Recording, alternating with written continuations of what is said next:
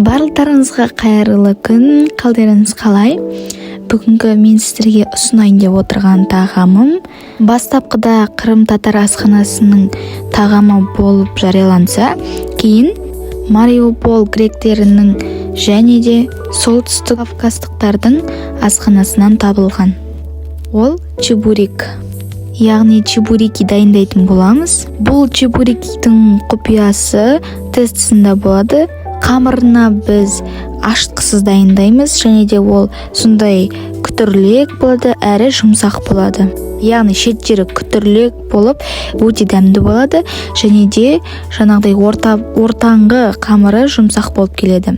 Ал дәміне келетін болсақ, оны сөзбен жеткізу мүмкін емес.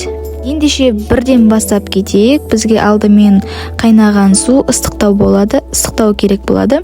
Кейін оған тұз саламыз.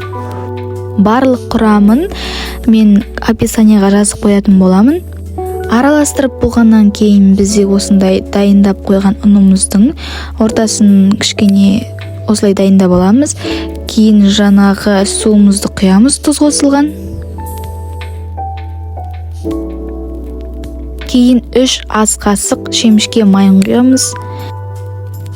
Біздің суымыз өте жылы да емес, салқын да емес, қатты ыстық та емес. Яғни қолыңыз күймейтіндей, бірақ та ыстықтау болу керек. Қамырымыз жұмсақ болу үшін осылай бастапқы қамырымызды қасықпен былғалап аламыз, яғни араластырып аламыз.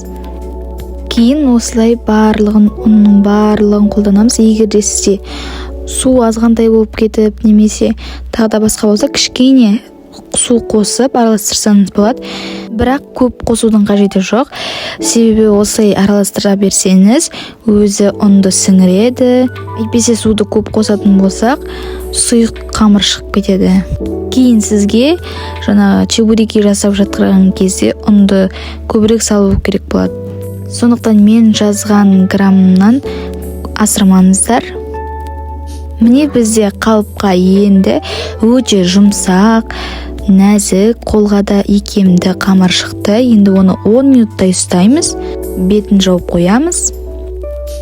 Сіздер көбірек пісіргілеріңіз келсе, осы қамырды 2 есеге көбейтіп жасасаңыз болады. Оның салмасын дайындаймыз. Оған бізде тартылған фарш керек болады.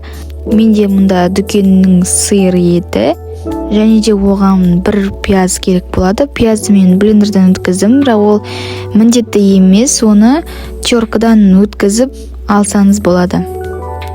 Кейін 100-150 мм су керек болады. Және сары майымызды ертіп құямыз. Кейін тұз, бұрыш, оны өзіңіздің қалағаныңызша қосасыз. Тұз бен бұрышты өте үйлестіріп салсаңыз өте дәмді болады. Менде сол пияздың жаңағыдай барлығын бір-біріне үйлесімділіп, керемет дәмді чебуректер шықты. Кейін кинза қосамыз. Менде кинза болмады. Кейін петрушка немесе укроп қосаңыз болады. Менде үйде укроп болды, соны қостым.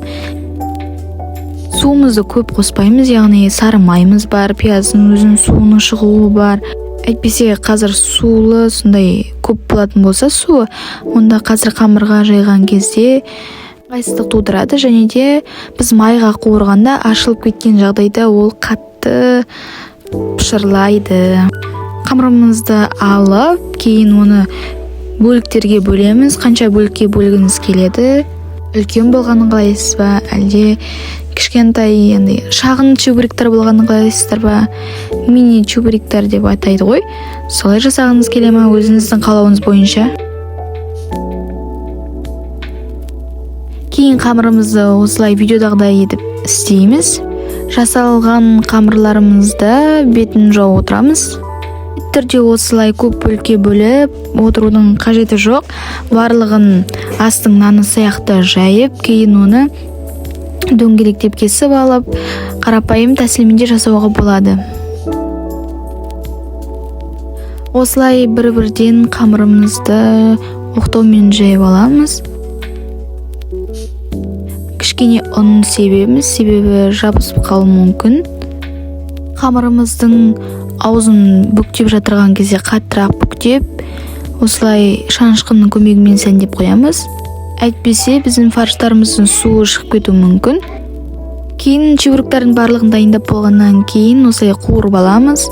Маған чебуректер қатты ұнады, ыстықтай өте дәмді болып шықты.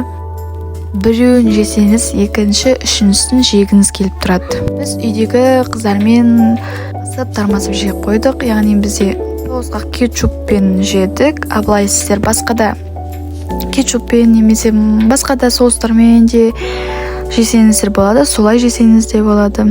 Өте керемет.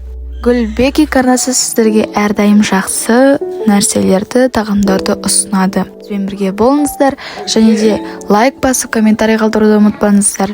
Бастысы тіркеліп қойыңыздар. Қоңыраушаны басып кетсеңіз, онда менің арнамдағы жаңа рецептерді көре аласыз. Келесі видеода кездескенше сау болыңыздар.